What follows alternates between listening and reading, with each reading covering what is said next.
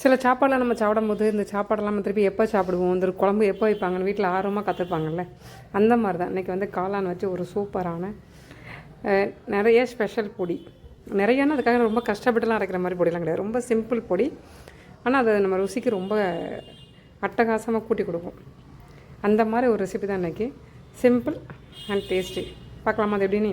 வணக்கம், எனது அருமை ஒரு ஸ்ரீ மகாபெரிவா திருவடிகள் சரணம். இன்றைக்கி நம்ம ஒரு மஷ்ரூம் கிரேவி தான் பார்க்க போகிறோம். சிறகு ஈஸியாக இருக்கணும், அதே மாதிரி ருசியும் நல்லா கொடுக்கணும். அப்போ எந்தெந்த பொடி என்னென்ன கிரேவிக்கு போடணும், என்ன குழம்புக்கு எப்படி அதை வந்து காம்பினேஷன் மேட்ச் ஆகணும் அப்படிங்கலாம் பார்த்து பார்த்து சமைக்கிறது என்னோடய பழக்க வழக்கம். அப்படிங்கிறதுனால நான் வந்து மஷ்ரூம் கிரேவிக்கு இதை போட்டு சமைச்சா இந்த ஊர்லலாம் நாட்டுக்கோழிலாம் வறுத்து அரைச்சி இடிச்சுலாம் வைப்பாங்க. எங்கள் அம்மா நான் சின்ன வயசில் அப்படி தான் வைப்பாங்க. அந்த மாதிரி ஒரு ஃப்ளேவர்ஃபுல்லான மஷ்ரூம் கிரேவி தான். அதுக்கு வந்து என்னென்ன பொருள் பார்க்கலாம். ஒரு 3 வெங்காயம், பெரிய வெங்காயம் ரொம்ப பெருசாக இருந்தால் 2 எடுத்துக்கங்க. என்னோடய சைஸ் வந்து நீங்கள் பார்த்துக்கிடுங்க. ரொம்ப பெரிய வெங்காயம், அதனால் ஒரு 2 வெங்காயமும் எடுத்துருக்கேன். அந்த 2 வெங்காயம் தான் 3 துண்டாக இருக்குது. அப்புறம் வந்து தேங்காய் வந்து அரை முறி எடுத்து பால் எடுத்து வச்சுக்கிறேன். அதுக்கப்புறம் 1 குடமிளகாய், 3 தக்காளி, 1 பேக்கெட் மஷ்ரூம், அதில் மஞ்சள் தூள் உப்பு போட்டு தண்ணியில் வச்சுருக்கேன். இப்போ இந்த வெங்காயம் தக்காளி அதெல்லாம் வந்து குட்டி குட்டியாக நறுக்கிங்க. இது பட்டை கிராம்பு நான்வெஜ்ஜுக்குள்ளே எல்லா ஃப்ளேவர்ஃபுல்லாக இருக்கும் இல்லையா, இதையும் வந்து எடுத்து வச்சுக்கோங்க. கடாயை எடுத்து கழுகிக்கிங்க.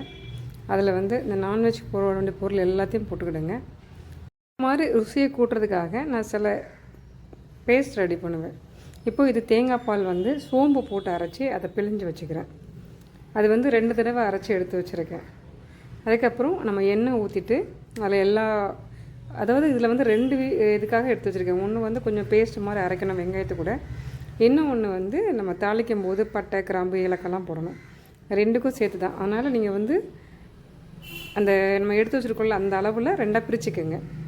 அதுக்கப்புறம் இதில் வந்து அந்த பேஸ்ட்டுக்கு வந்து வெங்காயம், இந்த பட்டை கிராம்பு சோம்பு ஏலக்காய் எல்லாமே போட்டுட்டு 2 ஸ்பூன் வத்தல் தூள், 1 பெரிய வெங்காயத்தில் பெரிய பருத்த கொத்தமல்லி விதை, அது வந்து ஒரு 4 ஸ்பூன் வரனா நான் ஒரு 3 ஸ்பூன் போட்டிருக்கேன்.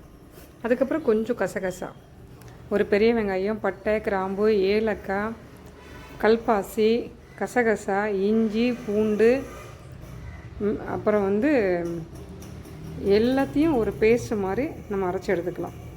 ரொம்ப ஃபைன் பேஸ்ட் வேண்டாம், கொஞ்சம் குறைன்னு அரைச்சி எடுத்துக்கலாம். இப்போ வெங்காயம் போட்டாச்சு. அதுக்கப்புறம் அது வதங்கினோடனே தக்காளி போடுறோம். தக்காளி போட்டுட்டு அதுக்கப்புறம் வந்து நான் பட்டாணி எடுத்து வச்சுருக்கேன். இப்போ பட்டாணி நல்லா விலை கம்மியாக கிடைக்கல, அதனால் பட்டாணி சீசன், அதனால் பட்டாணி எடுத்து உங்களுக்கு கொத்தமல்லி அரைப்படலை அப்படிங்க நினைக்கிறீங்க அப்படின்னா மிக்சியில் ஃபஸ்ட்டு கொத்தமல்லி விதை இருக்கு இல்லையா, அதை வறுத்துட்டு மிக்சியில் போட்டு பொடி பண்ணிவிட்டு அதுக்கப்புறம் தண்ணி ஊற்றி இறங்க.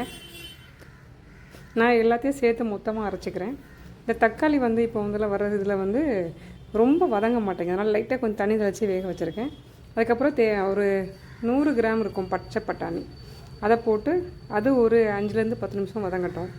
அதுக்கப்புறம் தான் நம்ம கடுமை. இதுக்கு தேவையான பொருள் பார்த்திங்கன்னா வெங்காயம் தக்காளி பச்சை பட்டாணி, அதுக்கப்புறம் மஷ்ரூம் குடமிளகாய், அதுக்கப்புறம் இஞ்சி பூண்டு பட்டை கிராம்பு சோம்பு கசகசா ஏலக்காய் கல்பாசி கசகசா மல்லி விதையாக நான் போட்டிருக்கேன். இந்த மல்லி விதையாக நீங்கள் வறுத்துட்டு போடுறீங்களா, இதுதான் அதனோட ஃப்ளேவர். மல்லியை நீங்கள் கொஞ்சம் நல்லா ரொம்ப வறுத்துடாதீங்க, ஒரு வாசனை வர அளவுக்கு நீங்கள் வறுத்துட்டு இந்த வெங்காயத்து கூட போட்டு அரைக்கிறீங்கல்ல, அது ஒரு ஃப்ளேவர் கொடுக்குற ஒரு இது.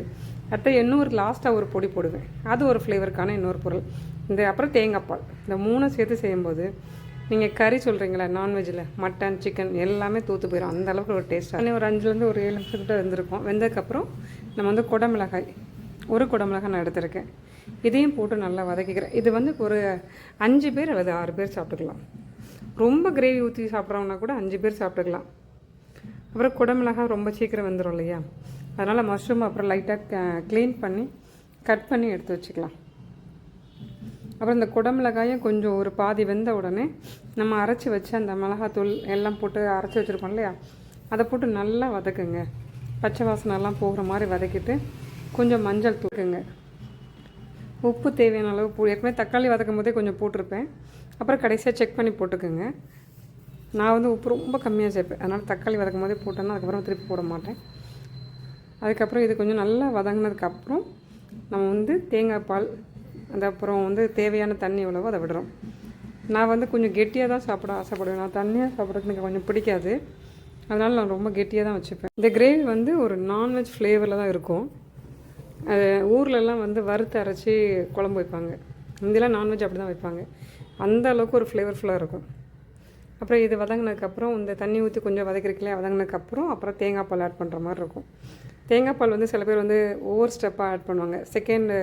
ரெண்டாவது எடுக்கிற தேங்காய் பால் முதல்ல எடுக்கிற பொங்கல் வந்து கடைசியாக விடுறது. அப்படி நான் எல்லாத்தையும் சேர்த்து மொத்தமாக எடுத்தேன். ஏன்னா வேலையை ஈஸி பண்ணுறது தான் நம்மளோட வேலை. உங்களுக்கு என்ன வேணும் அப்படின்னா நீங்கள் எண்ணெய் விட்டுக்கலாம். எனக்கு இது போதும், அதனால் நான் வந்து எண்ணெய் விடுறேன். தேங்காய் பால் வேறு விடுறோம் இல்லையா, அதனால் ரொம்ப எண்ணெய் தேவையில்லைன்னு சொல்லிட்டு நான் ஒரு கொஞ்சமாக தான் விடுவேன்.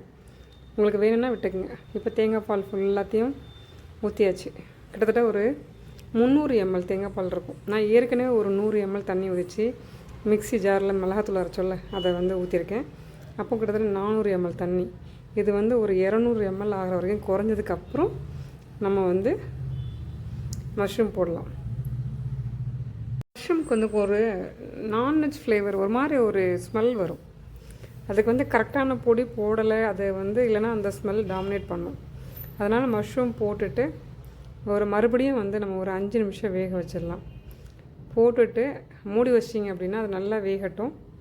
வெந்ததுக்கப்புறம் கடைசியாக ஒரு சீக்ரெட் மசாலா இருக்குல்ல, அதை நம்ம போடலாம். ஹை ஃப்ளேமில் இருக்கிறீங்கன்னா ஞாபகமாக கிண்டி விட்டுருங்க. நான் நான்ஸ்டிக் டவா, அதனால் கீழே பிடிக்காது, இல்லைன்னா கீழே பிடிக்கும். இப்போ வந்து அந்த கலர்லாம் சேஞ்ச் ஆகிட்டு பாருங்கள். ஒரு 5 நிமிஷம் வெந்த உடனே என்னோடய கலரெல்லாம் சேஞ்ச் ஆகிட்டு நான் அப்படியே இந்த பக்கம் சப்பாத்தி போட்டு அந்த பக்கம் மஷ்ரூம் கிரேவி ரெடி பண்ணியிருக்கேன். இந்த சீக்ரெட் மசாலா வெயிட்டிங் அது என்னென்னு நான் சொல்கிறேன். மிளகு, சீரகம் இந்த ரெண்டையும் சம அளவு எடுத்து வறுத்து பொடி பண்ணி வச்சுக்கோங்க. இதை இறக்குறதுக்கு ஒரு நிமிஷம் அல்லது 2 நிமிஷத்துக்கு மேலே ஒரு தூவி இறக்குனீங்க அப்படின்னா அந்த மஷ்ரூம் கிரேவி இருக்குல்ல, அதனோட ஃப்ளேவரை அப்படியே டோட்டலாக சேஞ்ச் பண்ணிவிடும். அந்த வறுத்த மல்லி, வறுத்த மிளகு, வறுத்த சீரகம் இதுதான் இந்த ஃப்ளேவருக்கான காரணமே. அவ்வளோ வாசனையாக அவ்வளோ ருசியாக இருக்கும். செஞ்சு பாருங்கள். ருசினா அடித்தூள் ருசியாக இருக்கும். அப்புறம் நான் சப்பாத்திக்கு மஷ்ரூம் கிரேவி ஆக்சுவலி இந்த கலரில் தான் இருக்கும். அங்கே வந்து ஜன்னல் வழியாக வெளிச்சம் தரதுனால அது வேறு கலராக தெரியுது. இந்த மாதிரி கலரில் தான் இருக்கும். லேயர் சப்பாத்தியும் மஷ்ரூம் கிரேவி தான் பண்ணியிருந்தேன். மத்தியானத்துக்கு ஜீரா போட்டு கீ ரைஸ் பண்ணியிருந்தேன். அதுக்கும் இதே காம்பினேஷன் தான். அடித்தூள் ரெசிபி. நான்வெஜ் சாப்பிடாத அன்றைக்கி நமக்கு ஒரு சில டைம் நான்வெஜ் சாப்பிடணும்னு நினைப்பாங்கள்ல, அந்த மாதிரி இன்றைக்கி ட்ரை பண்ணி பாருங்கள். ஒரு அடித்தூள் ரெசிபி. இந்த பிறந்தநாள் திருமணநாள் கொண்டாடும் அனைத்து உறவுகளுக்கும் ஸ்ரீ மகாபெரியா ஆசியால் சீரும் சிறப்போடு வாழ்க. ஸ்ரீ மகாபெரியவா திருவடிகள் சரணம். நன்றி. வாழ்க வளமுடன். ரெசிபியை யாராவது பார்த்து செஞ்சுருந்தீங்க அப்படின்னா மறக்காமல் கமெண்ட் பண்ணுங்கள். இது எவ்வளோ ருசியான ஒரு ரெசிபின்னு. அப்போ தான் அடுத்தவங்க ட்ரை பண்ணுறதுக்கு வசதியாக இருக்கும். மற்றொரு வீட்டில் சந்திக்கலாம். நன்றி.